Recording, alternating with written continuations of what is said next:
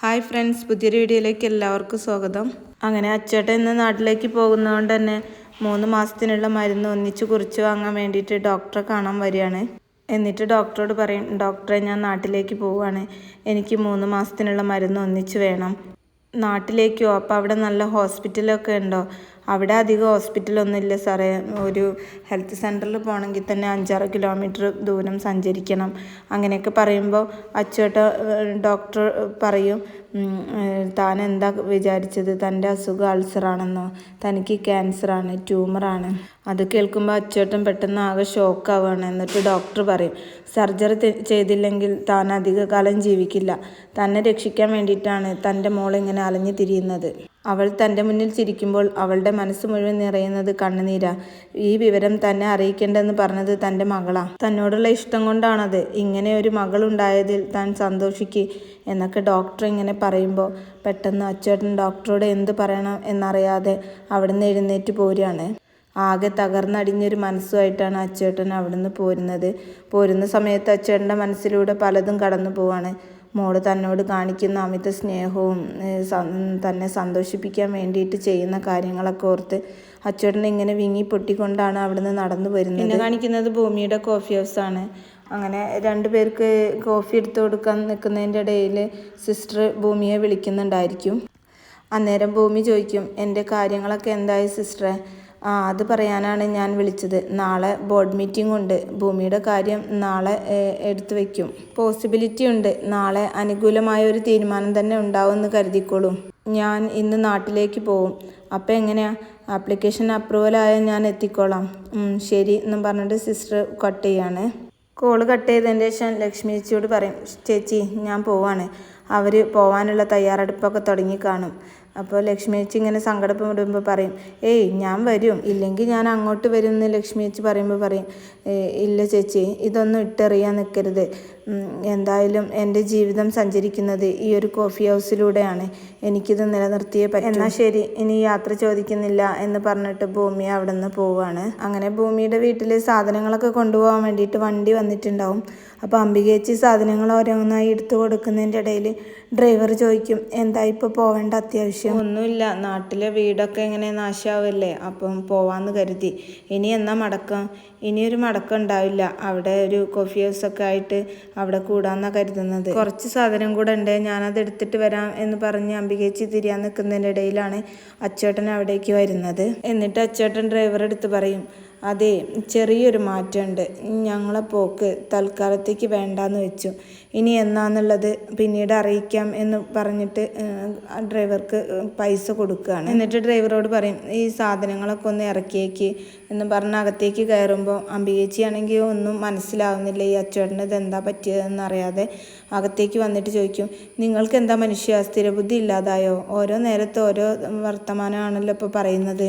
അങ്ങനെ അച്ചേട്ടൻ പെട്ടെന്ന് കരയുമ്പോൾ അംബികേച്ചി ചോദിക്കും, എന്നെ ഇങ്ങനെ തീറ്റിക്കാതെ എന്താ കാര്യം എന്ന് പറയാ അച്ചേട്ടാ എന്നൊക്കെ പറയാണ്. അന്നേരം അംബികേച്ചിയുടെ അടുത്ത് ഡോക്ടർ പറഞ്ഞ കാര്യങ്ങളൊക്കെ അച്ചേട്ടൻ പറയും. നമ്മുടെ മോള് നമ്മളെ തോൽപ്പിക്കുകയായിരുന്നു. എനിക്ക് അൾസറൊന്നുമല്ല അംബികയെ, എനിക്ക് ക്യാൻസറാണ് എന്നൊക്കെ പറയുമ്പോൾ അംബികേച്ചി ഇങ്ങനെ പെട്ടെന്ന് ഷോക്കായ പോലെ ഇങ്ങനെ നിൽക്കുകയാണ്. എൻ്റെ കുഞ്ഞ് വേദനയെല്ലാം ഉള്ളിൽ ഒതുക്കുകയായിരുന്നു. അച്ഛനെ സന്തോഷിപ്പിക്കാൻ എവിടെയെല്ലാം ഓടി നടന്നു, എവിടേക്ക് കൊണ്ട് നടന്നു എൻ്റെ കുഞ്ഞ്.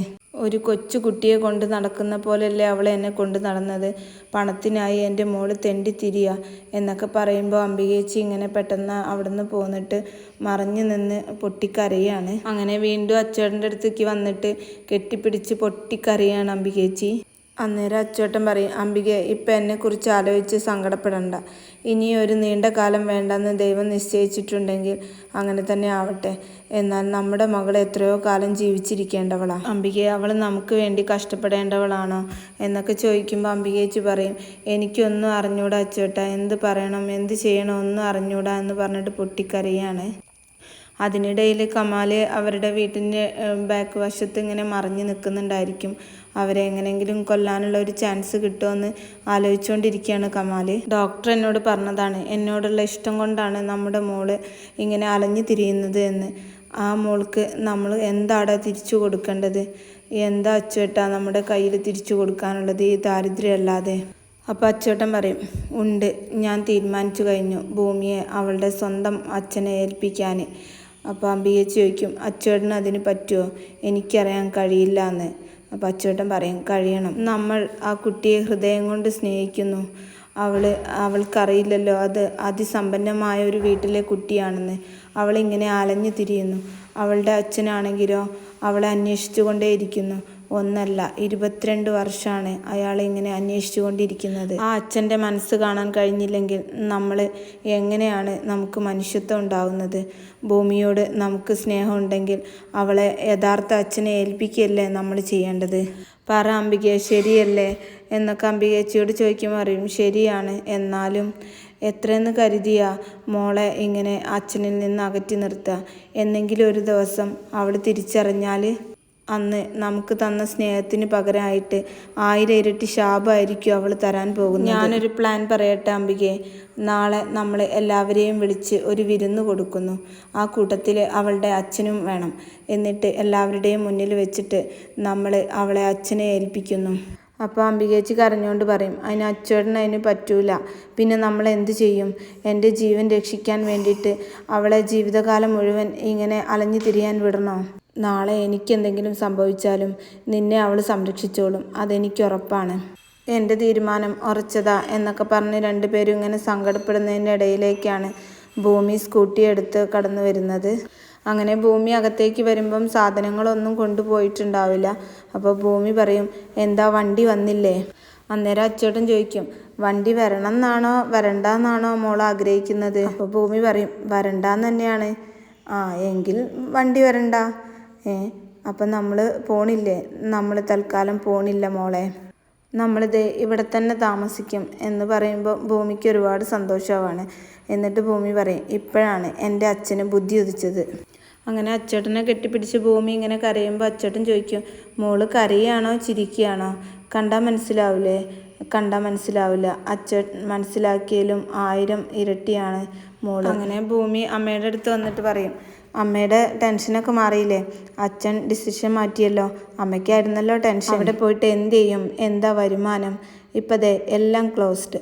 ശാന്തി, സമാധാനം. അങ്ങനെ അംബികേച്ചിയുടെ മുഖത്തേക്ക് നോക്കിയിട്ട് ഭൂമി പറയും, അമ്മയ്ക്ക് എന്താ മുഖം വല്ലാണ്ടിരിക്കുന്നല്ലോ, കണ്ണൊക്കെ കലങ്ങി, രണ്ടുപേരും തല്ലുകൂടിയോ? അപ്പോൾ അംബികേച്ചി പറയും, ഏയ് അതെ, രാവിലെ തീ കൊണ്ടേണ്ട എന്ന് പറയുമ്പോൾ ഭൂമി പറയും, ആഹാ, ഞാൻ എന്താ പറഞ്ഞിട്ടുള്ളത്? രാവിലെ പലഹാരം ഉണ്ടാക്കാൻ അടുക്കളയിൽ കയറി എന്നെ സഹായിക്കുക, അത് കഴിഞ്ഞ് അധികം ജോലി ചെയ്യരുതെന്ന് ഞാൻ പറഞ്ഞിട്ടില്ലേ? 2 പേർക്കും പ്രായമായി വരികയാണേ.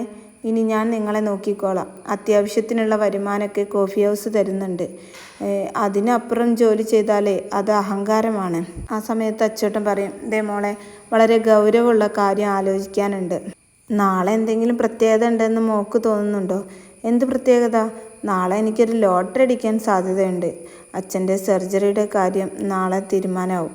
അത് പറഞ്ഞ് പെട്ടെന്ന് ഇങ്ങനെ മോള് പറഞ്ഞത് അബദ്ധമായി എന്ന് ആലോചിച്ചിട്ട് പിന്നെ പറയും, അല്ല, അച്ഛനെ നല്ല ഹോസ്പിറ്റലിൽ ചികിത്സിക്കണം എന്നാണ് ഞാൻ ഉദ്ദേശിച്ചത്. എന്നിട്ട് ഭൂമി പറയും, നാളത്തെ ഫംഗ്ഷൻ്റെ കാര്യം നമുക്ക് ആലോചിക്കാം.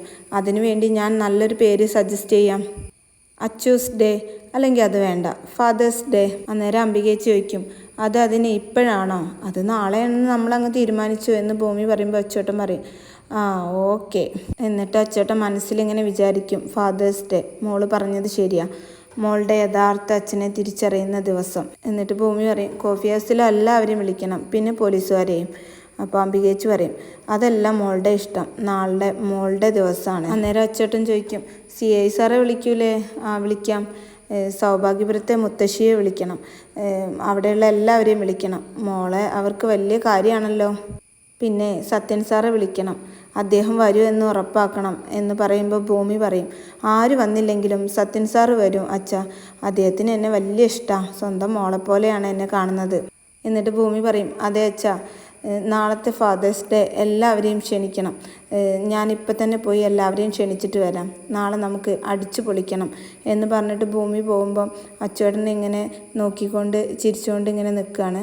അങ്ങനെ മോള് പോയതിൻ്റെ ശേഷം അച്ചേട്ടൻ ഇങ്ങനെ സങ്കടപ്പെട്ടിട്ട് മനസ്സിലിങ്ങനെ വിചാരിക്കും, മോള് പോയി എല്ലാവരെയും ക്ഷണിക്കട്ടെ, എന്തൊരു വിധിയാണ് ഈശ്വര എൻ്റെത് എന്നും പറഞ്ഞ് അങ്ങനെ കണ്ണീരൊലിപ്പിച്ച് നിൽക്കുന്ന ആ ഒരു സീനോട് കൂടിയിട്ടാണ് കേട്ടോ ഇന്നത്തെ എപ്പിസോഡ് അവസാനിക്കുന്നത്.